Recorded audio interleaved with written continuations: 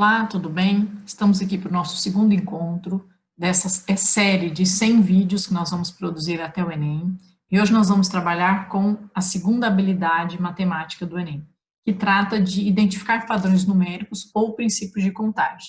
Necessariamente nós vamos trabalhar de uma questão que trabalha com os padrões numéricos, tá? Em outro momento nós vamos resolver problemas que envolvam os princípios de contagem, ok? Vamos lá ao problema. Torneios de tênis, em geral, são disputados em sistemas de eliminatória simples. Nesse sistema, são disputadas partidas entre dois competidores, com eliminação do perdedor e promoção do vencedor para a fase seguinte. Dessa forma, se na primeira fase do torneio contar com 2N competidores, então na segunda fase estarão apenas N competidores, e assim sucessivamente até a partida final.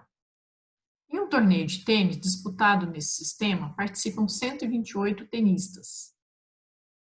Para se definir o campeão deste torneio, o número de partidas necessárias é dado por qual expressão? Na verdade, ele não quer exatamente, não precisa nem se calcular o total, quero saber só como se calcula esse total de partidas para chegarmos ao campeão do campeonato.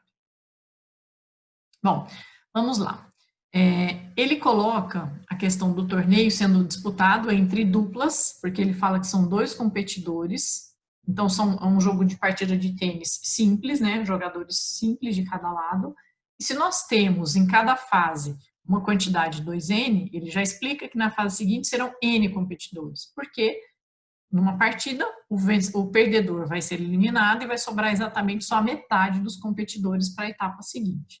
Então, se nós quisermos organizar este problema como se fosse disposição de uma tabela, só para nós tentarmos perceber que padrão que está acontecendo na sequência, nós podemos colocar as fases do campeonato, nós temos os números de competidores no campeonato, variando, e já a gente tem o número de partidas necessárias para cada uma dessas fases. Então, para a primeira fase, nós vamos ter o total de competidores 128, e para que sejam executados todos os jogos entre esses competidores, serão necessários exatamente metade dessa quantidade apresentada, né? Porque são 2 jogadores para cada uma partida. Então, 128 jogadores, competidores, distribuídos em 64 partidas, permitiria que todos participassem e jogassem na primeira fase. Nessas 64 partidas, nós vamos ter sempre um vencedor, um perdedor. Então, em relação aos competidores, na próxima etapa, restará apenas a metade dos competidores, como o próprio enunciado já coloca. Então, numa segunda fase, nós vamos ter apenas 64 competidores, porque metade foi eliminada. E para que a gente execute essa segunda fase, os 64 competidores vão se enfrentar 2 a 2, ou seja, nós teremos 32 partidas sendo executadas. E da mesma forma, nessas 32 partidas, sairão 32 vencedores e 32 perdedores. Então, para a próxima etapa, nós vamos ter, na fase 3, apenas 32 competidores, que para que todos participem dos jogos, nós temos que executar 16 partidas, já que a cada 2 jogadores constitui uma única partida. E assim a gente percebe que o processo apresenta um certo padrão.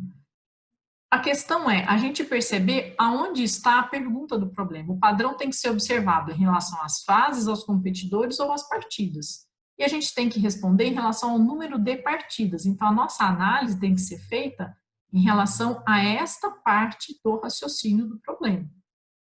E até quando a gente vai analisar as partidas? Até que se tenha uma única partida, porque a última partida do campeonato é a que vai definir quem vai ser o campeão. Como ele quer saber o número de partidas executadas, significa que é preciso fazer o somatório de todas essas quantidades de partidas, das diversas fases, e aí até chegarmos a ter uma única partida em que vai ser a partida final em que vai sair o campeão. Então, a resposta do problema é somar 64 com 32, com 16, com 8, com 4, com 2, com 1, que seria a sequência dos elementos aqui. Se nós analisarmos matematicamente o que está acontecendo neste problema, o padrão numérico apresentado aqui, né, identificar os padrões numéricos, nós estamos analisando sobre esse aspecto do problema, é um padrão de uma sequência do tipo PG, 64, 32, 16, a próxima etapa seria 8, 4. Cada termo desta sequência, ele é metade do termo anterior. Isso é o que caracteriza um padrão de uma PG. No caso, uma PG de razão 2. Mas o exercício não está pedindo que você gaste necessariamente esse conceito matemático, esse conteúdo matemático. Tudo bem, ótimo, muito bom se você percebe que o padrão é de uma PG, para que você entenda que isso vai de metade em metade até chegarmos ao valor 1. Mas você não precisa usar nenhuma fórmula de PG, não é preciso nada disso, é preciso entender o padrão e compreender que o padrão é sempre de uma metade, mas a alternativa já te trazia essas metades apresentadas, né? A gente teria que só analisar pelas alternativas aonde aconteceria essa diferenciação, né? Ela termina no 2 ou ela termina no 1? Tem que terminar em 1 porque ele está perguntando sobre o número de partidas. Então, a última partida vai ser uma única só, a final é constituída de uma única partida. Esse 2 é para que se a pessoa tivesse dúvida, estivesse analisando o número de competidores, porque na última partida serão 2 competidores. Mas o problema está bem claro, ele quer o número de partidas, então a gente tinha que terminar com 1. Já dava para a gente eliminar as 3 anteriores. E a dúvida ficaria, né, para esses dois que terminam em 1, se começava com 64 ou com 128. E, de novo, vem a questão de interpretar. Se ele quer número de partidas, o número de partidas sempre é metade da quantidade de competidores, já que em cada partida eu coloco 2 competidores. Por isso fica a alternativa E. E nós estamos aqui identificando apenas o padrão e interpretando o problema, resolvendo a partir dessa identificação do padrão. Não foi explorado nada além do que a identificação do padrão do problema. Certinho? Espero que eu tenha colaborado para a compreensão de vocês. Até uma próxima. Tchau, tchau, gente.